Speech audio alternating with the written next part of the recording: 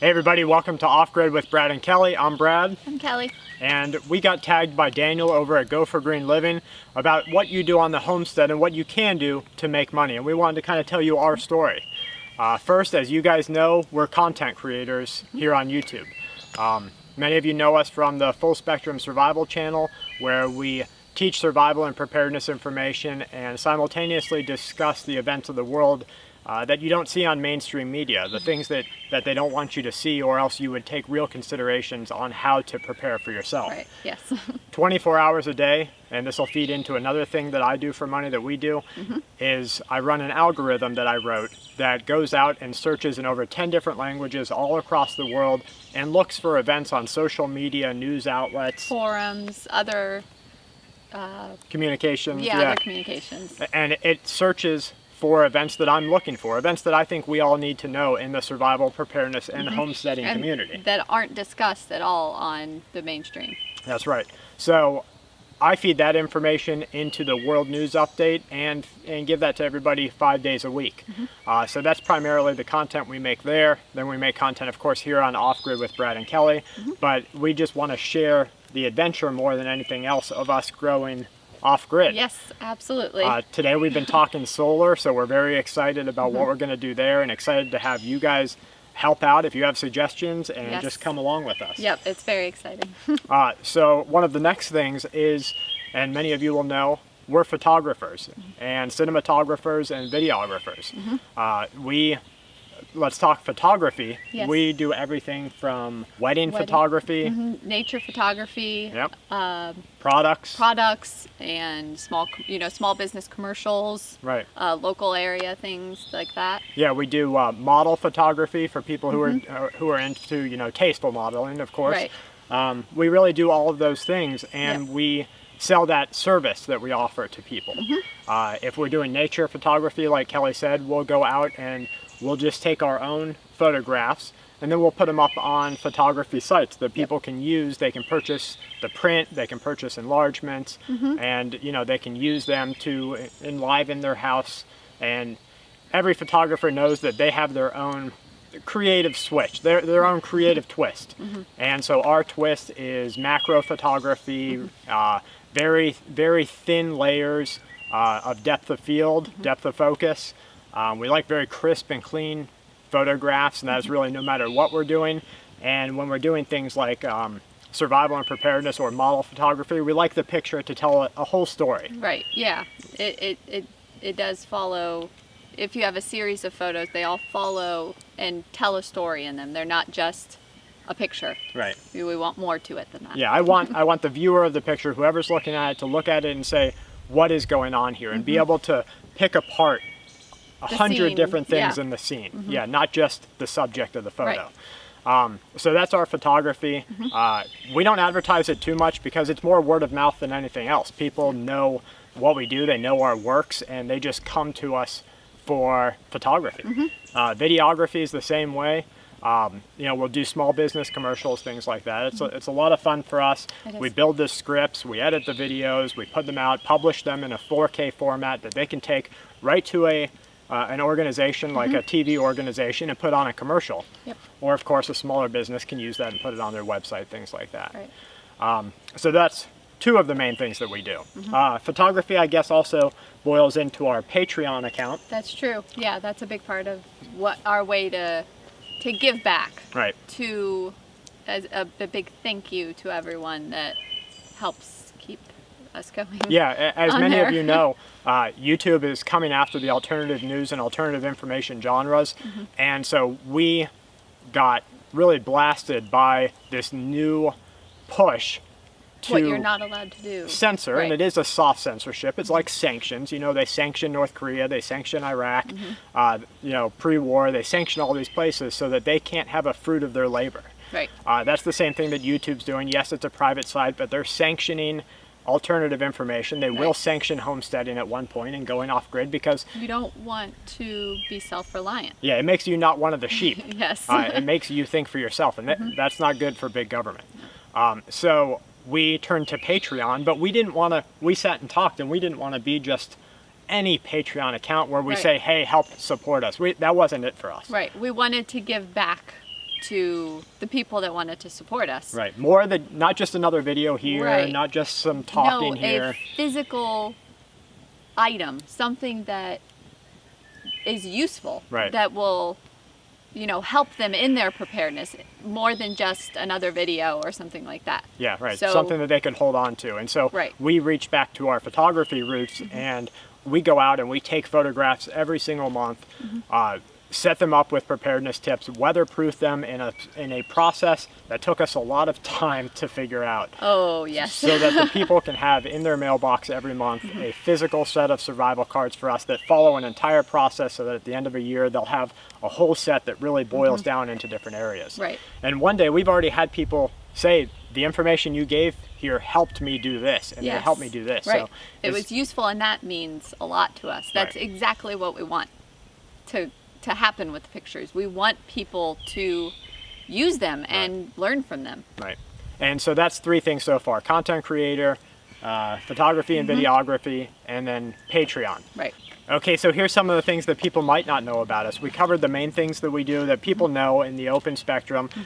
We're content creators, photographers, videographers. Right. One of the things that people I'm sure don't know, except for close friends, is that I'm a graduate gemologist and a diamond graduate with the Gemological Institute of America. Yes. So we appraise precious stones, we appraise colored stones, diamonds, and jewelry for a living, for people. Yep. There's so many different alternative diamonds and things out there that if someone who has something passed down to them, or gets that big rock from their husband, they want it appraised so that they can insure it or make sure they're not holding on to an alternative. Right. Yes, exactly. So we do repairs as well, resetting the stones, things like that. Right. And so, I went to GIA, and we love it because we love the earth. And something that is growing and made from the earth is just amazing, and for it to be so beautiful. There's so many different colored stones and diamonds and things like that we have a lot of appreciation for. Yeah, exactly right. And it really is out of that love that drove us, drove me to go to school for it, because I want to be able to see exactly what inclusions and what different specifications make that stone different than the others. Right. Yes. So here's one of the pieces. This is my favorite piece that I gave to Kelley. Yes. This is a checkerboard. How many carats is that? 40 carats, I think? 40 carat amethyst. 40 carat amethyst. Beautiful piece. I built and set the stone myself, and it's just on a diamond rope gold chain. Yes. We're not flashy people, though. We don't wear jewelry very often really at all. You don't even see our wedding rings on us very often. She just wanted to show you. And for me, when you're working around like the homestead and everything, jewelry isn't exactly practical. Right. My wedding ring has... you'll see people wearing jewelry, you'll be like, you didn't work in the garden today. Right, exactly. There's a lot of sentimental value to it. If I were to lose a diamond while building a house, for example, it's not worth it. Yeah. Right. So we don't really wear jewelry all that often, not even wedding rings, but since we're discussing it, figured I'll wear it. And these are some really beautiful pieces. Yes. So here's some loose stones that we have. Yeah, so this is a Russian green-blue amethyst, really pretty. I think it's at the 35 carat mark. Right. This is a green topaz. It's a lot. It's like 160 carats. Yep. Got her amethyst there, and then this. This is a larger piece.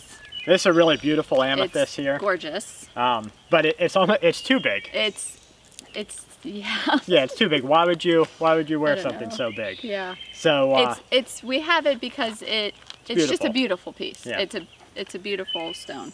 So we do diamond appraisals, jewelry appraisals, things like that. And that's one of the colored stone identification. Yeah, colored stone identification, which is huge. There are so many different colored stones that some of them look nearly identical, and we like to some people want to know what do I even have? What is this stone? Yeah, right, exactly. What did Grandma have is a big thing that we get. Right. So we enjoy doing that. That's a part of how we make money. And on to our next thing. Yep. Okay, so here's another thing no one is going to know about us. No. We are also authors and game creators. Yes. we met over 13 years ago, and we had some friends who said, hey, why don't you come try this? And they knew we were into video games and things like that. And they said, this is like the ultimate video game. We had never played like Dungeons and Dragons or Star Wars D20 or any tabletop role-playing games. And they were like, it's like a video game, but you get to be in the video game. At first, I thought at least, I was like, okay, so are we going to like be running around? Fighting with foam swords or whatever? Get swords or something like that? We were quite unsure. But it wasn't that. Yeah, and being creative people, the ability to really expand your imagination and play a game through your imagination without the bounds of what a programmer has written for you. Yeah, what someone else created. You create your own world, your own adventure in it. So it's really enjoyable. But we had been considering doing a video on this soon because we use it within our family a lot. We found that the games like Dungeons and Dragons, Star Wars D20, things like that, fine games, but way overbuilt, and you had to pretty much, read the book for a month to even know how to play. Yeah, the rules are extremely complicated. Right. And it doesn't need to be.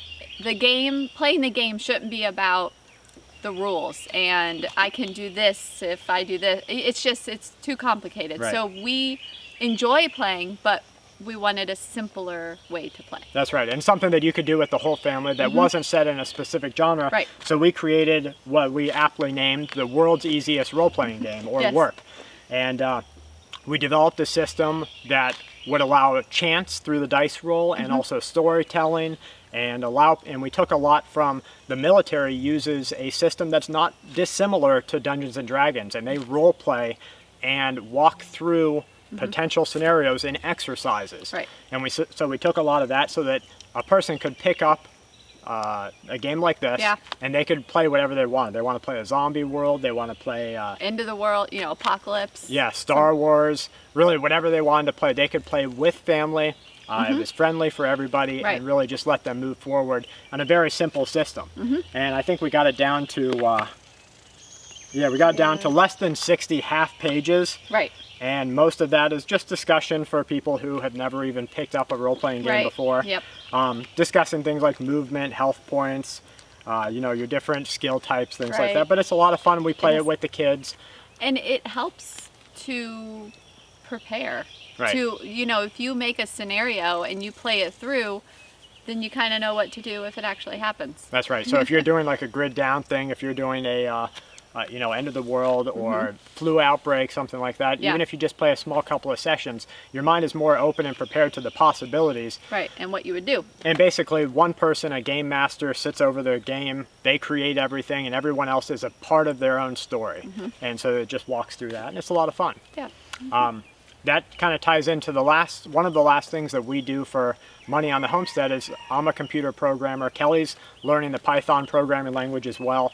And if anyone, we build a lot of things. We build API apps. We build really anything that fits a need. So if someone brings us a technological problem, we're able to fill that need. Right. And that can be physical components, using things like a Raspberry Pi where we can develop physical systems with GPIO pins and off-grid systems, or it can be purely digital. So that's really one of the last things. Kelley does some sewing. I do some sewing, baby blankets, personalized things people want, so I can do that. And that's us. Pretty much it. Yeah. So we have a couple of people that we want to tag. Yep. Austin over at Homesteady. We want to know what you do for off-grid money. Tory at Permaculture Homestead.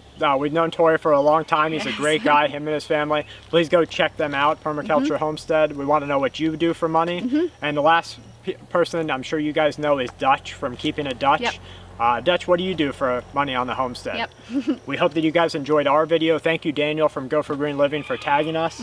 And we hope that you guys enjoyed a little look into who we are beyond the camera. Yes. So from Kelley and I to you and yours, stay safe and keep watch.